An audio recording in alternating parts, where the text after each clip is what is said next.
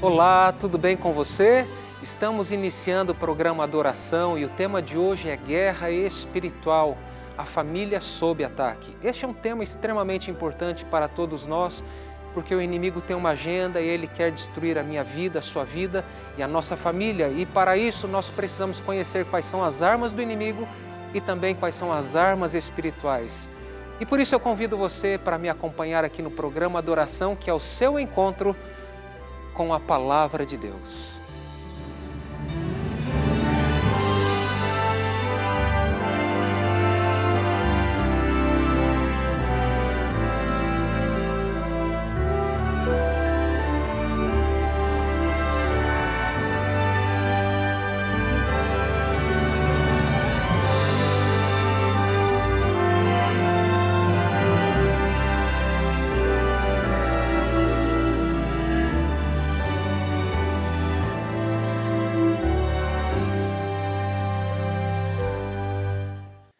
É muito bom ter a sua companhia aqui no programa Adoração. Que legal que você está aí e nós vamos estudar juntos.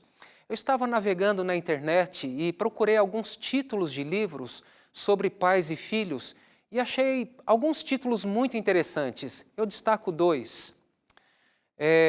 Esses livros revelam que há uma dor, obviamente, relacionada a esse distanciamento em que há entre pais e filhos. O primeiro título é Pais Ocupados, Filhos Distantes, investindo no relacionamento. O outro título, Não Crie Seu Filho para o Mundo, um guia prático de criação de filhos segundo os planos de Deus, da editora Agnus. Os autores são Márcia e Daryl Marinho.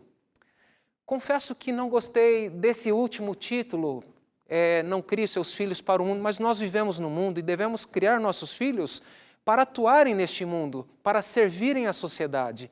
Mas por curiosidade eu pesquisei algumas páginas que estavam disponíveis e eu fiquei realmente impressionado e achei muito interessante o conteúdo do livro. O título da sessão que eu li era A Bússola Quebrada. E o autor menciona que um dos maiores desafios hoje em dia é a falta de uma referência moral adequada, especialmente para jovens e crianças. Veja o que o autor escreveu. O autor escreveu o seguinte: no passado, a humanidade era caracterizada por sempre deixar o mundo melhor para a próxima geração.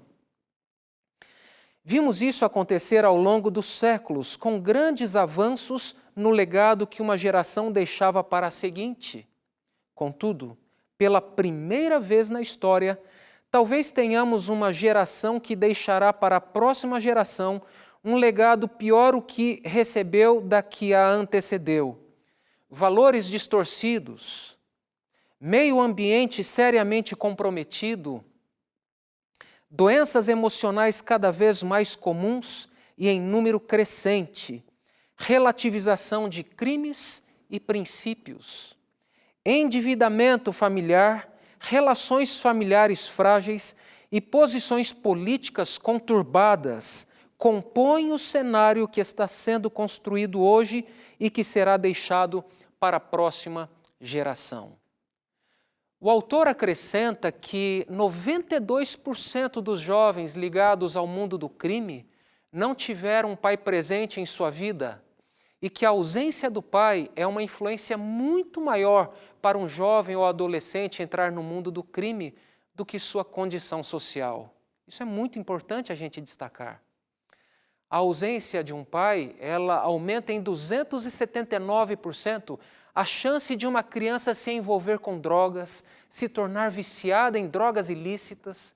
Tem 7 vezes mais chances de engravidar durante a adolescência e 10 vezes mais chances de sofrer algum tipo de abuso durante a infância.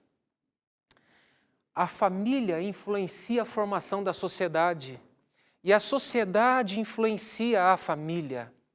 E eu pergunto para você, tendo considerado esses assuntos que eu acabei de apresentar, onde é que nós vamos buscar a fundamentação para a construção de um lar harmonioso segundo a vontade de Deus? Com certeza, é em sua palavra, a Bíblia Sagrada. E agora nós vamos ler a Bíblia. Eu quero convidar você, junto comigo, para nós orarmos.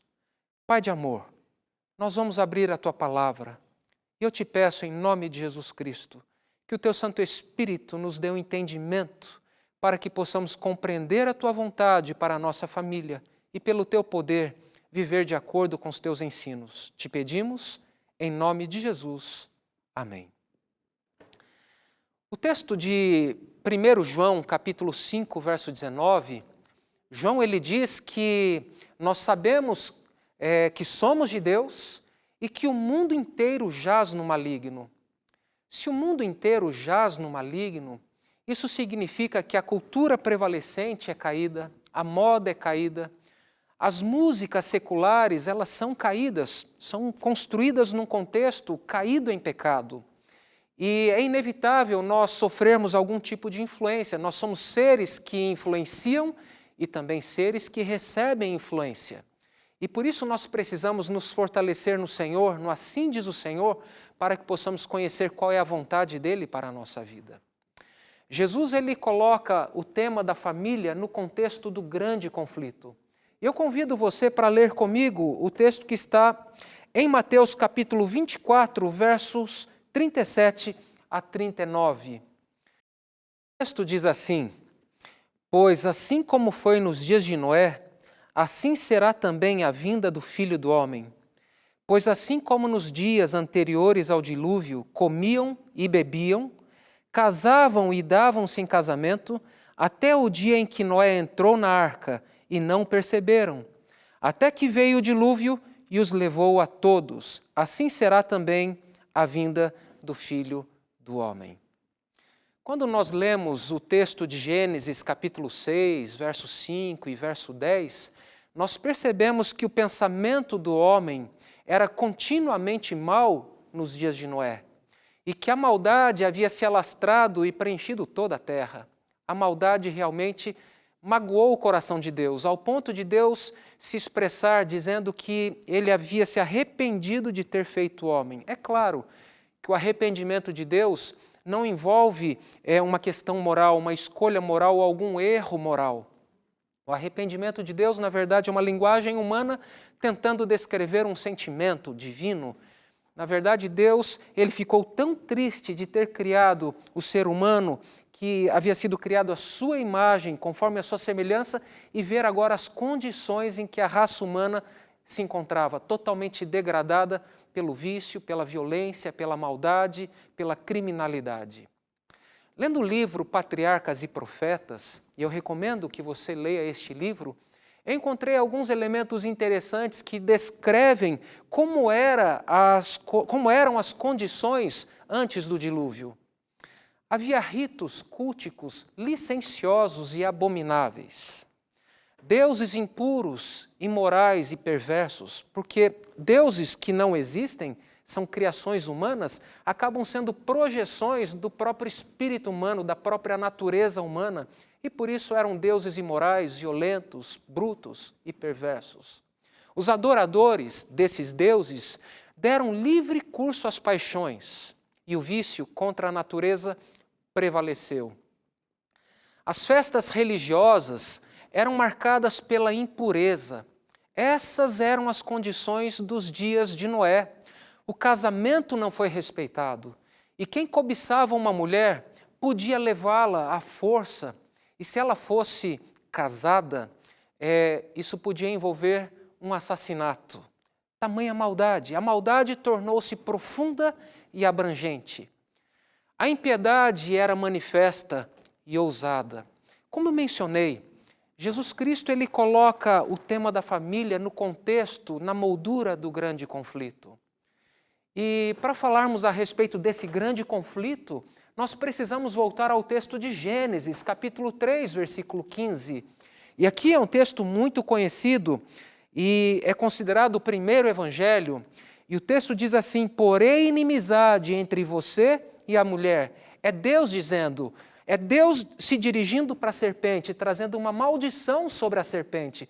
Deus está dizendo assim para a serpente: eu vou colocar inimizade entre você, serpente, e a mulher. A mulher representa a igreja, representa o povo de Deus. A serpente representa o diabo.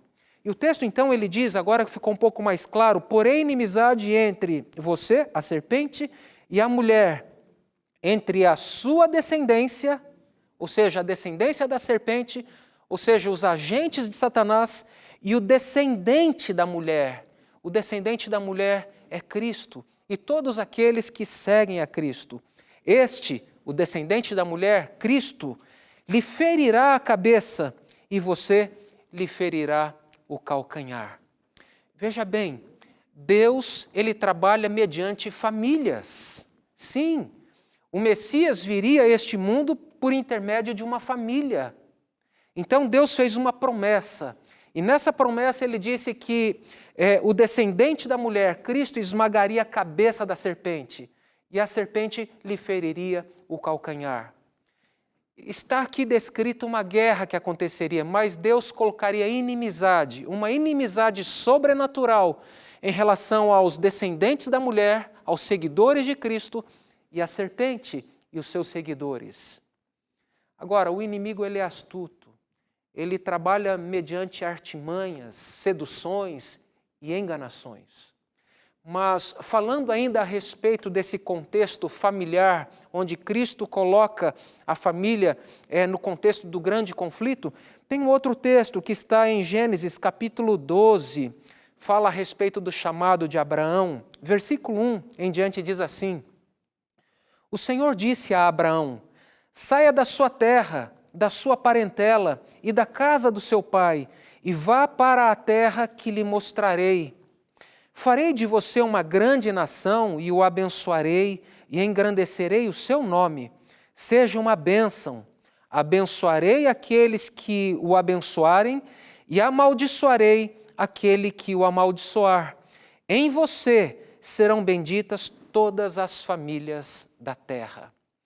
Deus estava prometendo, através da família de Abraão, suscitar uma descendência, uma linhagem de pessoas mediante a qual nasceria o Messias, a semente da mulher, essa semente que esmagaria a cabeça da serpente. Portanto, Deus trabalha mediante famílias, e a família é a base da sociedade. Mas eu tenho uma notícia para dar para você. Essa notícia não é muito boa, porque o inimigo também trabalha mediante os seus agentes, mediante famílias. A propósito, o propósito do diabo é destruir a família, esse vínculo familiar, mas ele trabalha mediante os seus agentes. E outro texto que esclarece um pouquinho mais essa dramática história desse grande conflito está em Apocalipse 12, verso 9. Eu convido você para me acompanhar nessa leitura. Fala aqui a respeito da guerra que aconteceu no céu. E foi expulso o grande dragão, a antiga serpente, que se chama Diabo e Satanás. O sedutor de todo o mundo, ele foi atirado para a terra e com ele os seus anjos. É importante que você compreenda que no nosso dia a dia nós lidamos com uma guerra espiritual. Embora nós não vejamos essa guerra acontecendo, existem seres espirituais atuando. Deus é todo-poderoso.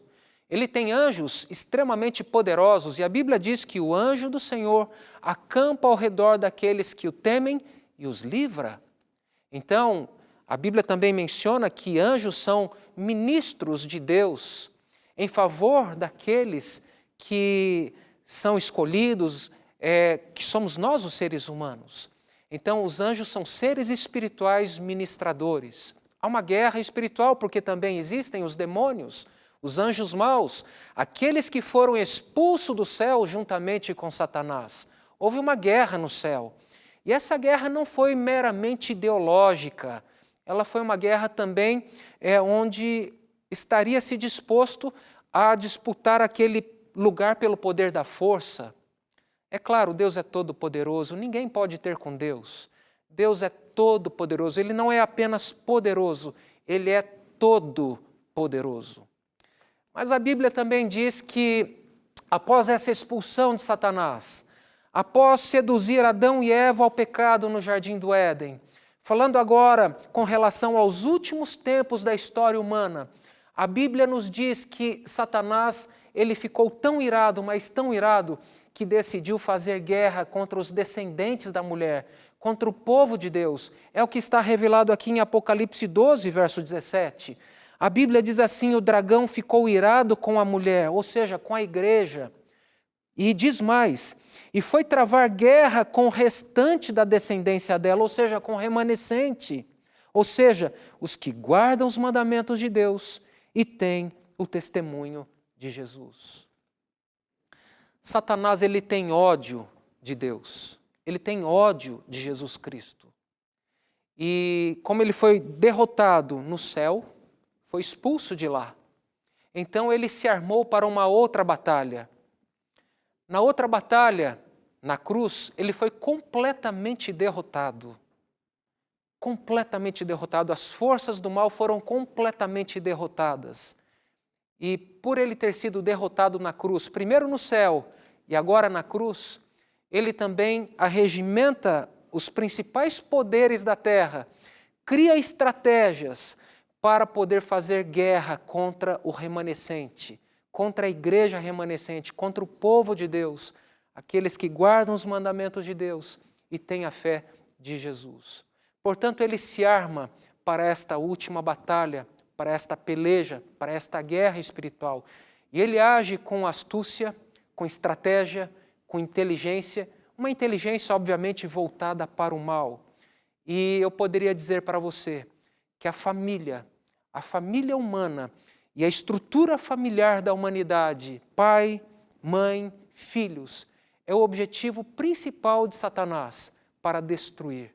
E por isso nós precisamos conhecer as armas do inimigo e também conhecer as armas espirituais. A Bíblia nos diz, Jesus disse, lá em Mateus capítulo 24, verso 37, pois assim como foi nos dias de Noé, assim será também a vinda do Filho do Homem. E nós mencionamos como era a situação nos dias de Noé. O casamento havia sido desrespeitado, violência, não havia respeito à propriedade privada e tantas outras coisas mais. E eu quero compartilhar com você mais uma citação, e essa citação está no livro Patriarcas e Profetas, na página 338. Olha só o que a autora diz. Era o esforço calculado de Satanás perverter a instituição do casamento, a fim de enfraquecer as obrigações próprias à mesma e diminuir a sua santidade, pois de nenhuma outra maneira poderia ele, com maior certeza, desfigurar a imagem de Deus no homem e abrir as portas à miséria e ao vício. Através desse texto, nós podemos ver qual é a agenda de Satanás, qual é o objetivo de Satanás. Em primeiro lugar, perverter a instituição do casamento. Nós vimos no início aqui da mensagem, eu mencionei o que acontece com uma criança que cresce e se desenvolve num ambiente sem o pai. Aumenta em grandes proporções a chance dela se envolver no crime, nas drogas, se ela for menina, de ter uma gravidez na adolescência. É triste, mas essa é a realidade. Então, um dos principais propósitos de Satanás é destruir a instituição do casamento. Segundo, enfraquecer as suas obrigações, a obrigação do marido para com a mulher e da mulher para com o marido. E a partir daí nós vemos grandes tragédias acontecendo na nossa sociedade. A mulher que não respeita o marido que age com opressão, com intolerância, com violência contra a mulher. Não era para ser assim. O propósito de Deus é que neste ambiente onde marido e mulher vivem, são coiguais. Um deveria respeitar o outro, ajudar o outro, tendo papéis diferentes. Mas Satanás ele procura destruir o papel do homem e o papel da mulher e diminuir ou enfraquecer as obrigações de um para com o outro. Outra coisa que faz parte da agenda de Satanás é diminuir a santidade do casamento. E hoje nós vemos como que o casamento é tratado na televisão, nos filmes, nas séries. São tantas cenas desagradáveis de adultério, de prostituição, de intimidade sexual antes do casamento. Ou seja, O propósito de Satanás é influenciar a sociedade através dessas mídias de massa, pervertendo o significado do casamento e diminuindo a santidade do casamento. E por fim, o propósito de Satanás é desfigurar a imagem de Deus, porque quando ele destrói a instituição do casamento, abrem-se as portas para o vício, para a imoralidade, e assim a imagem de Deus ela é danificada. E o último propósito de Satanás, como nós lemos neste texto, é abrir as portas para a miséria e o vício. Por que abrir as portas para a miséria e o vício? Uma família desestruturada, ela afeta os filhos, diminui a autoestima do filho, a segurança do filho, e a chance dele se envolver no crime, se envolver com drogas é muito grande. Isso aumenta então o vício, a violência e a criminalidade. Agora, o que posso fazer para proteger a minha família? Existem armas espirituais. E antes de falar sobre as armas espirituais, eu queria dar algumas dicas práticas para você. Visite a escola de seus filhos. Periodicamente, acompanhe seus filhos em seus afazeres escolares. Saiba o que seus filhos estão aprendendo na escola, o que os professores estão ensinando, o que ele conversa com seus colegas, seja amigo de seus filhos, mas sem perder esse papel de ser pai, mãe, educador. A principal responsabilidade pela educação dos seus filhos é sua. Você, pai, e você, mãe, são os primeiros professores de seus filhos. Faça o culto familiar. Sim, reúna os filhos todos os dias para buscarem juntos a presença do Senhor através da oração e do estudo da Bíblia. Hoje temos tantos elementos que competem com a vida devocional do lar, não é verdade? A gente já acorda meio que apressado para ir para a escola, para ir para o trabalho. Os filhos precisam ser preparados, é necessário dar ali o café da manhã. Muitos deles nem tomam café da manhã, vão comer na escola. Não se tem aquele momento para buscar a presença de Deus antes de sair de casa. É necessário dormir mais cedo, mudar hábitos, mudar rotinas, para poder acordar mais cedo, para poder dedicar um tempinho ali para buscar a presença de Deus, mesmo que seja com a leitura de um verso da Bíblia, uma oração pedindo a proteção de Deus para o dia que vai se iniciar. À noite também, os pais devem reunir os filhos. Aquele momento de convivência familiar hoje foi substituído pela internet, pelos jogos, pelos videogames, pelas séries. Muitas famílias se reúnem para jantar e cada um está ali com seu celular, olhando para o celular e não conversam, não interagem um com o outro. Portanto, reúna sua família periodicamente, todos os dias, para buscar a presença de Deus no lar, para vocês juntos estudarem a Bíblia. Outra dica, vá à igreja com a sua família. Você ainda não frequenta uma igreja? Eu faço esse convite para você. Procure uma igreja adventista mais próxima da sua casa e vá com a sua família. É responsabilidade sua como pai e como mãe dar uma orientação religiosa para o seu filho, fornecer um ambiente saudável para ele crescer e se desenvolver. Tenha momentos de lazer com a sua família, com a sua esposa e seus filhos. Esses momentos juntos geram conexão. Lembre-se dessa palavrinha, conexão.